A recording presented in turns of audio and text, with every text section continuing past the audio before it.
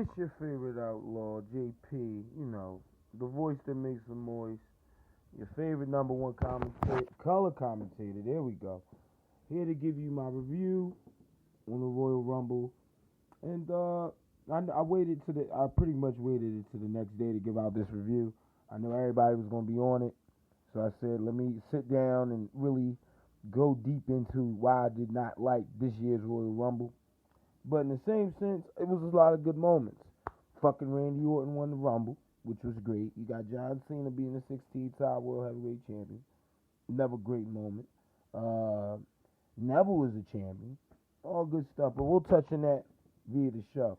They start off the kickoff show with Nix Jax and Sasha Banks. This match, I think, went like 20 minutes. It was a good match, but again, Sasha Banks is a big mama. You're going to need a lot of stuff to knock her off her toes.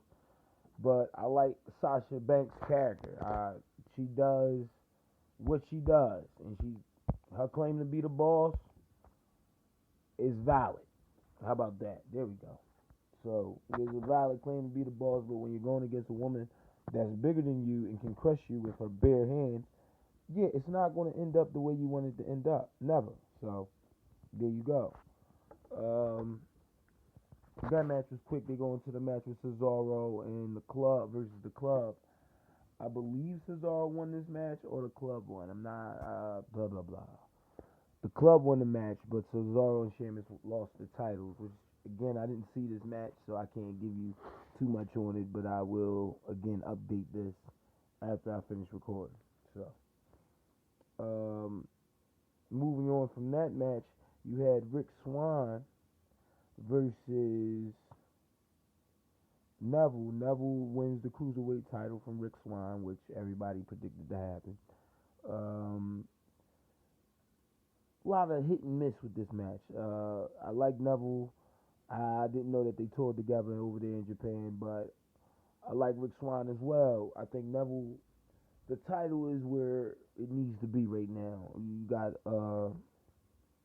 Austin Aries getting ready to come up off his injury, and I think him and Neville will really hold down the cruiserweights, probably get way more time on Raw versus Rick Swann and Neville. There wasn't really any story built there, and it wasn't really time consuming. Charlotte versus Charlotte versus Bayley, and I like Bayley. She got that old woman face though. She just looks fucking old. Her gimmick, she needs to redo her gimmick. Repackage Bayley. Okay, turn a heel and repackage Bayley. And I think she would be a dominant force. Charlotte takes a vicious elbow to the mouth from Bayley off the top rope. And she starts bleeding. Instantly, Charlotte kicks it into another gear. Starts tossing Bayley around the ring with a figure four leg lock via her legs. Fucking impressive. One of the biggest moments in the Rumble. In the Rumble, outside of the Rumble. So then we had John Cena versus AJ Styles, which again, Kevin Owens and Roman Reigns started off the Rumble. I'm not going in any particular order. I'm just giving you the results basically. So John Cena and AJ Styles. Cena won. Of course, he became 16-time champion, and I just think it was too soon. I would have saved something like that for WrestleMania, but since it was the 30th anniversary of the Rumble, Ric Flair came into the WWE at the Rumble. It made sense. It made sense. Only thing I didn't like is how Kevin Owens and AJ Styles they came out first via their opponents, especially Roman Reigns.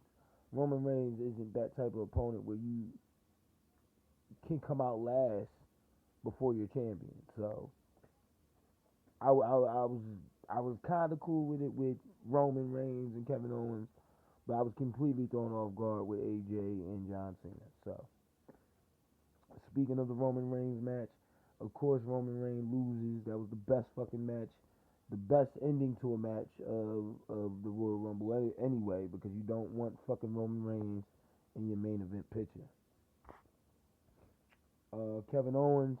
I don't know what they're gonna do with Kevin Owens. I think they're gonna run the Jericho Kevin Owens thing and make Kevin Owens a dual champion. We'll see how that works out. I know if he drops the title, I know Finn Balor should be coming back soon. I thought he was gonna come back at the Rumble. If not the Rumble, he'll be back WrestleMania season, which is great. So we'll see how that pans out. Randy Orton wins the Rumble. A lot of big moments in this joint. Dolph Ziggler comes out. He lands a bunch of kicks. Braun Strowman threw out damn near half of everybody that came very close to breaking Roman Reigns' record. I think he threw out like 5, maybe 6, until he then got thrown out by Sami Zayn and Ty Dillinger. I'm not sure. Ty Dillinger was the number 10 entry for the Royal Rumble, which was a great thing. They should have did this. He has the most pull down there in NXT, which was again a good thing. He's over with the crowd as far as pull goes, but I would like to see him in a big money match on Raw for the U.S. title. That would be perfect. Him versus Jericho. Jericho on his way out the door anyway. Lose the title and give it to Ty. It would work. It would definitely work. But Goldberg and Brock Lesnar. Brock Lesnar pretty much cleared out the whole ring. Then Goldberg came in and threw Brock Lesnar out.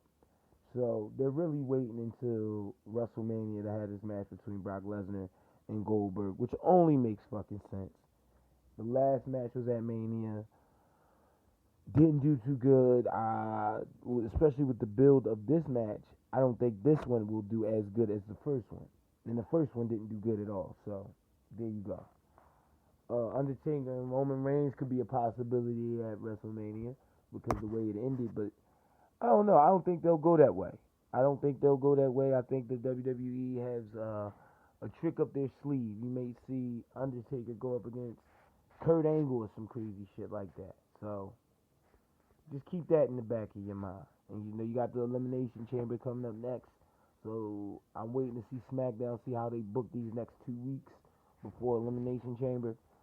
Yeah, it's good that Shane had already dropped the bug 2 weeks prior to letting people know that, okay, we're bringing back the Elimination Chamber and it will be a SmackDown exclusive event. AJ Styles didn't go over well with that. I don't know if you let John Cena keep the title at this point.